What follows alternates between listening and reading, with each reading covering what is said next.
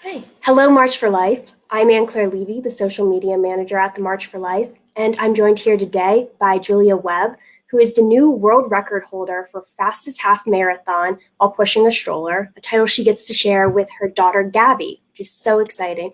So, welcome, Julia, and thank you so much for joining us today. Thank you for having me. Yeah, it's so great to have you here. We're especially excited to get to speak to you about your life story and your journey with your daughter Gabby with this race, especially with the upcoming March for Life 2020, especially with its theme, Pro Life is Pro Woman, Life Empowers. So, just to dive right in and get a little bit of your background, um, you currently broke a world record of running the fastest half marathon while pushing a stroller at the Route 66 half marathon race. So, what originally inspired you to go out and break this record? I guess the inspiration came with running a lot with my first daughter. And so I have three kids, and Joni, she's now 7. Once I got back into running, I was about 6 months postpartum, and I realized in order to do what I love, I got to add my daughter to the mix. And so I obviously had a running stroller, and I'd run a lot with her. And I'd often be passing people on the trails, and people would be cheering me on. They're like, wow, I can't believe you can run so fast with the stroller. And I race a lot, and so I thought, is there's got to be some kind of record pushing a baby in a stroller. And so I Googled it, and so I've done, I believe, 4 races with various babies. And I had the record in 2016. I broke the half marathon, the same record I just had broken this last month. But unfortunately, I didn't get it ratified by Guinness, and I didn't have a video of the whole entire race, so they couldn't make it official. So naturally, when I got pregnant with my third baby, I kind of made a commitment. I said, okay, I guess I'm going to do this again because I know I can run the same time, or at least match it or get faster. And then that also inspired other women because it blew up, like saying, with my second daughter Paula, women breaks the record by 5 minutes. And so this summer somebody ran faster than it, and so then I was like, oh, now I got to even step up my game more. So this last month I ran 90 seconds faster than I had with my second baby, with my third baby. So it just proves that even if you add more children, you can still accomplish your goals. You can still have a little bit of, me time as a mom. And I also just love how my babies just really enjoyed running with me. Mhm. I think the faster I run, the more fun they have. Oh, I'm sure that they are enjoying going that fast. Oh, that is so fun. So one of the shots I really loved from this past race was you crossing the finish line, breaking the tape, and you have your bright blue Life Runners shirt on. It's just an amazing shot. So could you tell us a little bit about the organization Life Runners and what inspired you to get involved with them and to also be a public voice for them? You're going to be breaking this world record. You were set out to accomplish this, and so you knew that it would be getting a lot of media attention. Oh yeah, Life Runners is amazing. So it's the world's largest pro-life running group. But if you're listening to this and you don't run, we also love non-runners. So if you've ever just been out walking, or if you have watched races, you actually don't have to run in races, but it's the jersey required, running optional. And I happen to be one of their faster athletes. So, but I love the fact that I can wear this on my chest. It says Life Runners with a cross, and then the back it says Remember the Unborn. And so I Uh-huh. think, especially when I'm out in front of races, specifically, um, a track race or where there's like elite athletes, you don't often see anybody wearing something like that. If you go to the March for Life, I'd fit right in. But when I originally joined the team, I was in Portland, Oregon, and that's a very, I'd say, liberal place to be.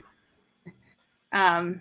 You get just it's kind of shocking, I think, for some people to say, wow, they don't think women's rights, like they have the right to end their pregnancy. It's their body, and it's just for me to finally like do something that I love, which is running, and then stand up for the unborn, who are the most vulnerable people, is just an incredible blend for me to chase after my passion of running, and then also stand up for something that's much greater than myself.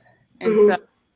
so being in these races with Remember the Unborn, that's been, I feel like, a game changer. I don't feel like I could have accomplished some of the goals that I had set out, like such as this record. The fact that I ran so fast, I don't think I could have done it without that Life Runners message. Mhm. I just, going into that race, I was so weary and exhausted just being a mom and traveling. And we had just been on a big trip, and I was like questioning if I should go. I got to Tulsa, and that was the Life Runners annual meetup. And here there's 14,000 around the world, but there were about 100 of us there, and Mhm.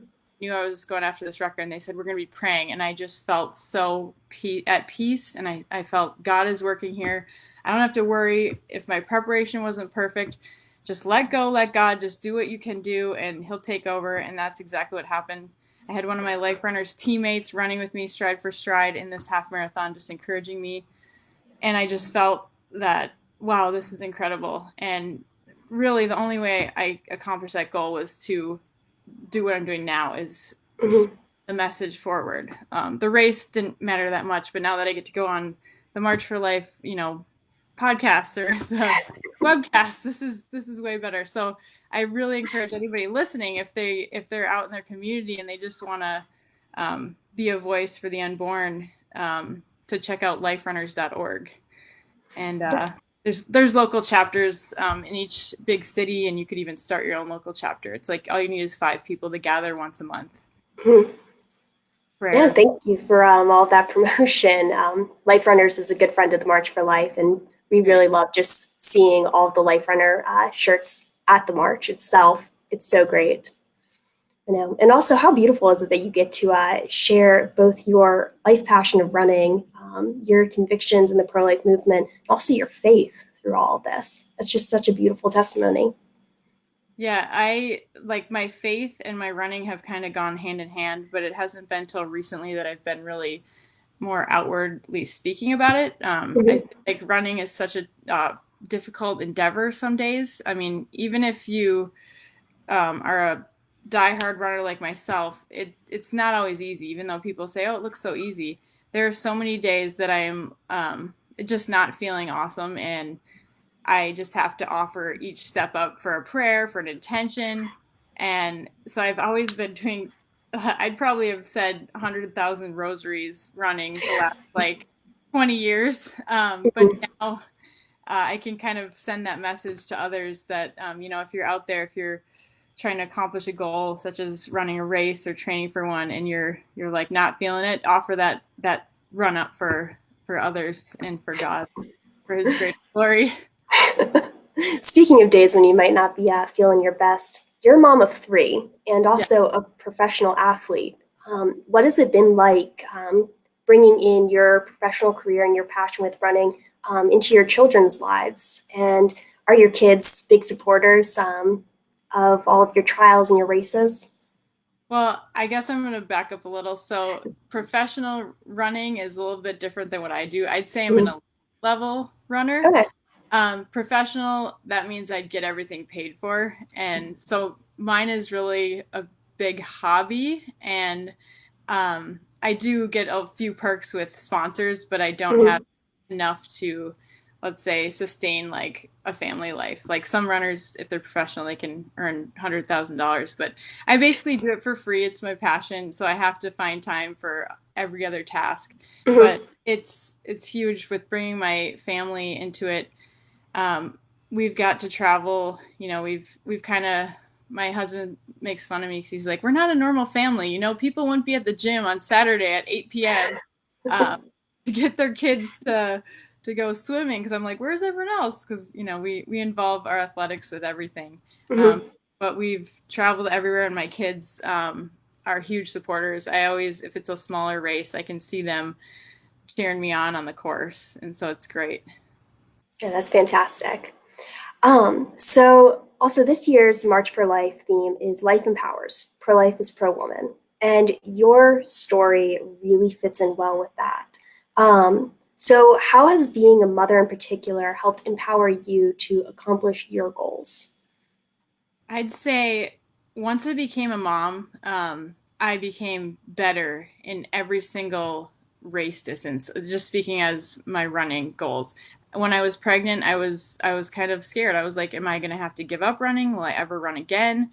And so I found that once I had my first baby, once I went through the entire pregnancy, once I went through the labor, I had actually three all natural births. I had a home birth for my last two, so drug free, and they were Mhm. not like the baby just popped out. It's been an hour. It was like grueling 16-hour labors. I felt that those experiences, plus just staying up all night with your baby, they helped me become such a stronger athlete, and just Mhm. and running became more my release. So it was just like, okay, it's mom gets her hour to run, or put the baby in a stroller, and I felt like I'm free, just kind of doing my thing. And I felt like mentally I've been stronger than ever, and I can just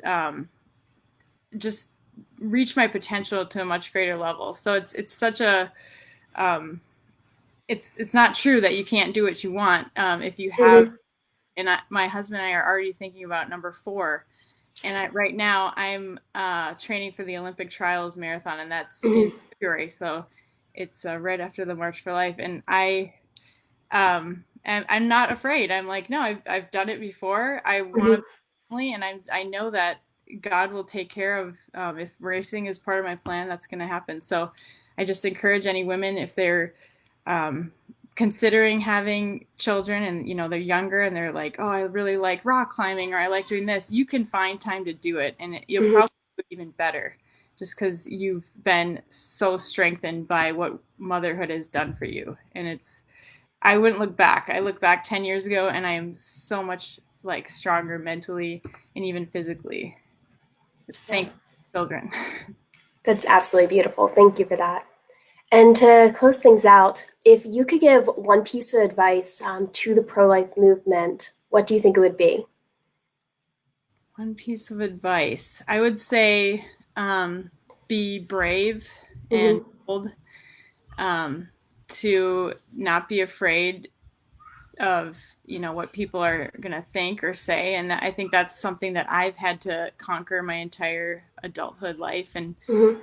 I'm still working on that, because it's just hard. The culture just slams you, when you try to stand up for the truth. So that would be my message: just be bold, be brave, and God will be with you to strengthen you when you feel like you don't have that strength, and He will reward you greatly for when you make that stand.